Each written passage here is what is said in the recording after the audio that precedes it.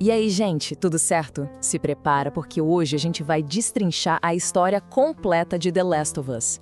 E olha, essa é uma daquelas narrativas que mudam a gente, que redefinem o que é sobreviver. É uma jornada, uau, inesquecível. Então, bora lá.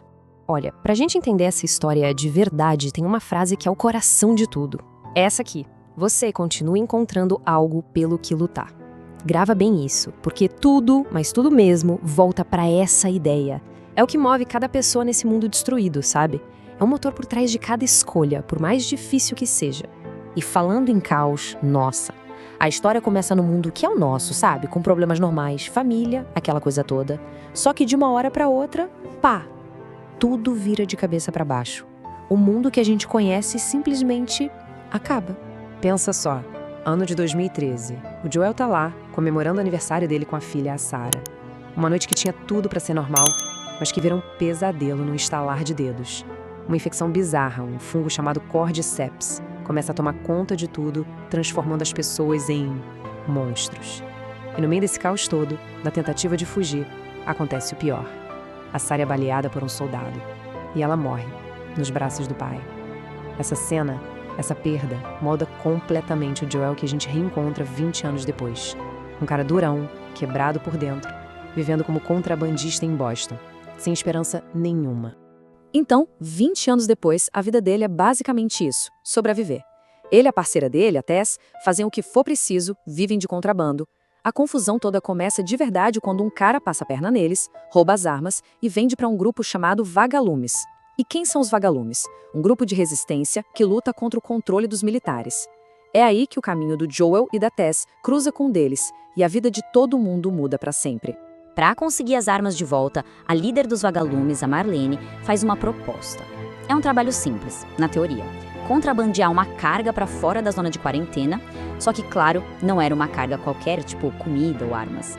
Era algo bem mais complicado e muito, muito mais valioso. A tal carga era uma pessoa, uma garota, uma adolescente chamada Ellie. E qual a reação do Joel? Ele olha para aquilo e na hora já diz: de jeito nenhum, não vou ser babá de pirralha. Ele não queria se envolver de jeito nenhum. Mas a Tess, mais esperta, vê que tem algo ali e convence ele a pegar o trabalho. Mal sabiam eles a enrascada em que estavam se metendo. E aqui, gente, a história vira completamente. Numa fuga, eles são cercados por soldados. Um scanner passa na Ellie e mostra uma coisa impensável. Ela tá infectada. Para qualquer outra pessoa, isso significaria uma coisa só: game over. Morte na certa. Errado. Completamente errado. Ela foi mordida há 3 semanas. 3. E nada aconteceu. Ela não virou um monstro. Isso não existe, é impossível. De repente, aquele trabalho de contrabando vira a coisa mais importante do mundo. A Ellie, ela pode ser a cura. A cura para a humanidade inteira. Imagina só a pressão. O destino de todo mundo nas mãos de uma adolescente. Só que nesse mundo, esperança sempre vem com preço. Eles chegam no ponto de encontro e todo mundo morto. E aí vem o baque final. A Tess revela que ela também foi mordida. E num último ato heróico, ela se sacrifica, fica pra trás pra dar tempo pro Joel e pra Ellie fugirem. O último pedido dela pro Joel é: leva ela pro Tommy. A partir daí, a missão vira uma promessa, vira algo pessoal. O que vem depois é uma viagem longa e brutal cruzando os Estados Unidos. Os dois juntos, Joel e Ellie, enfrentando todos os perigos que se pode imaginar. E é nessa jornada, no meio do caos, que um dos laços mais fortes e improváveis de todos os tempos começa a nascer. Lá em Pittsburgh, eles conhecem 2 irmãos, o Henry e o Sam. Por um instante, parece que as coisas vão melhorar, que eles acharam companhia, sabe? Uma luz no fim do túnel. Mas a tragédia nesse mundo tá sempre na espreita. O irmão mais novo, o Sam, é mordido, ele se transforma, e o Henry, no meio da dor e do desespero, precisa atirar no próprio irmão e logo depois tira a própria vida. É pesado. É um reflexo sombrio do que poderia acontecer com Joel e a Ellie, um aviso do que eles poderiam perder.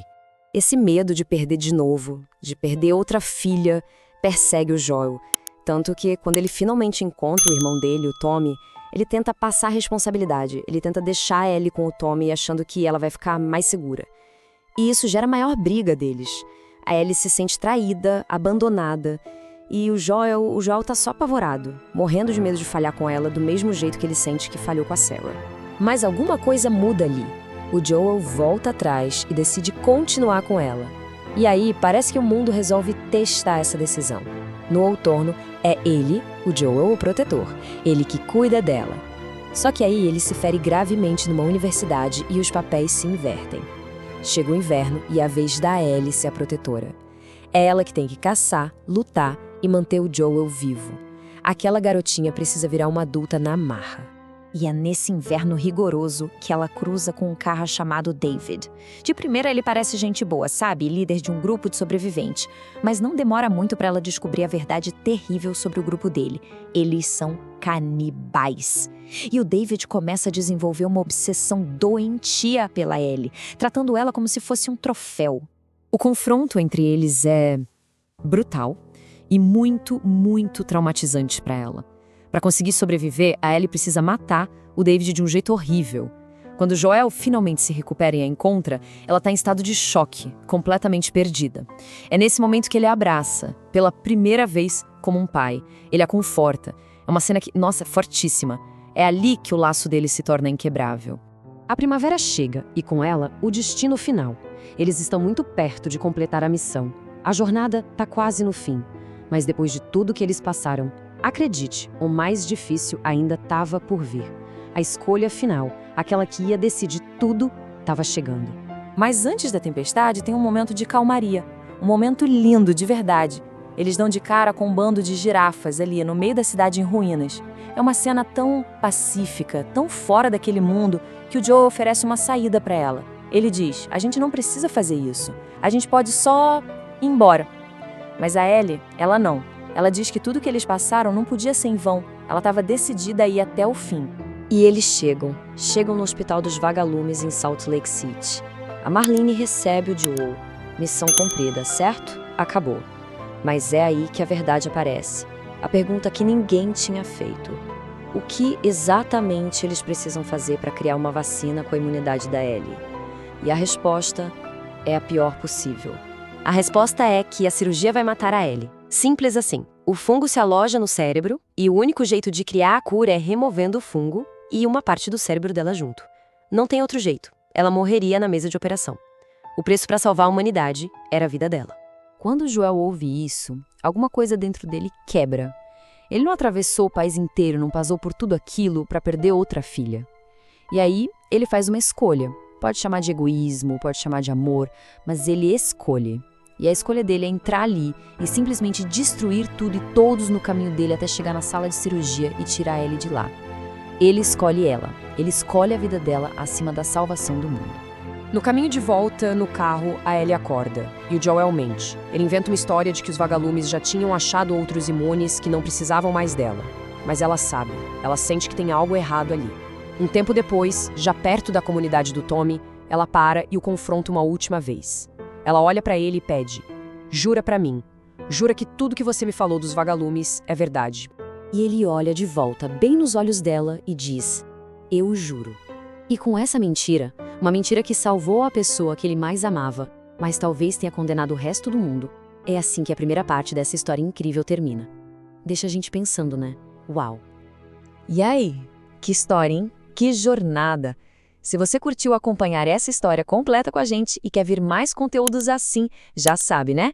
Segue o canal Mais Play e ativa o sininho para não perder os próximos. A gente se vê? Valeu!